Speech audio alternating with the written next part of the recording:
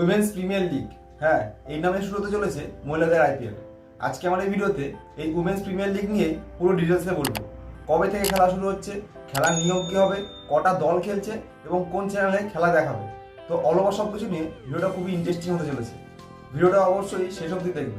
তো চলো আর বেশি দেরি না করে মেন ভিডিওতে চলে যাই। উইমেন্স প্রিমিয়ার লিগের ওপেনিং সিজনে মোট 5টি ফ্র্যাঞ্চাইজি থাকছে, কিন্তু দুঃখজনকভাবে কলকাতা কোনো ফ্র্যাঞ্চাইজি থাকছে না। প্রাথমিকভাবে উইমেন্স প্রিমিয়ার লিগের জন্য 10টি দলকে বেছে নিয়েছিল বিসিসিআই। তাদের মধ্যে ছিল কলকাতা, চেন্নাই, মুম্বাই, দিল্লি, বেঙ্গালুরু, গুয়াহাটি, আহমেদাবাদ, লখনৌ, ইন্দোর ও ধর্মশালা। এর মধ্যে থেকে 5টি শহর দল পেয়েছে। আসুন দেখে নেওয়া যাক কোন শহর কত টাকা দিয়ে কোন সংস্থাকে কিনেছে।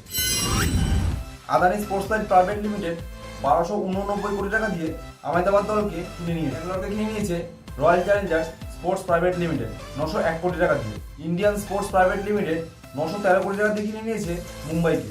জেএমএসডব্লিউ জিএমআর ক্রিকেট প্রাইভেট লিমিটেড 810 কোটি টাকা দিয়ে কিনে নিয়েছে দিল্লিকে। 757 কোটি টাকা দিয়ে লখনৌকে কিনে নিয়েছে Capri global holding private limited.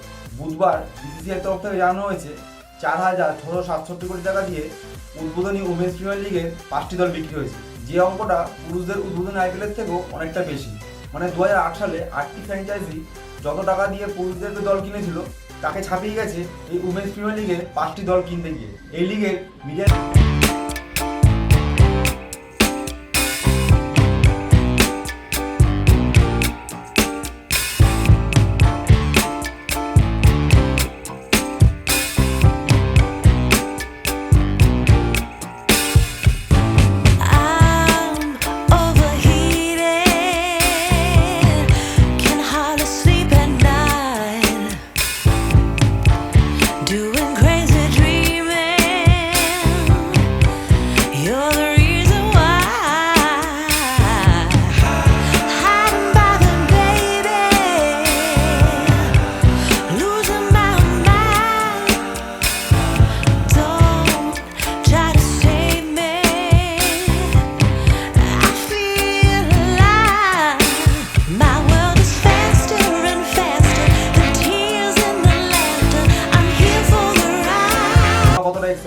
Comment বক্সে অবশ্যই জানাবে।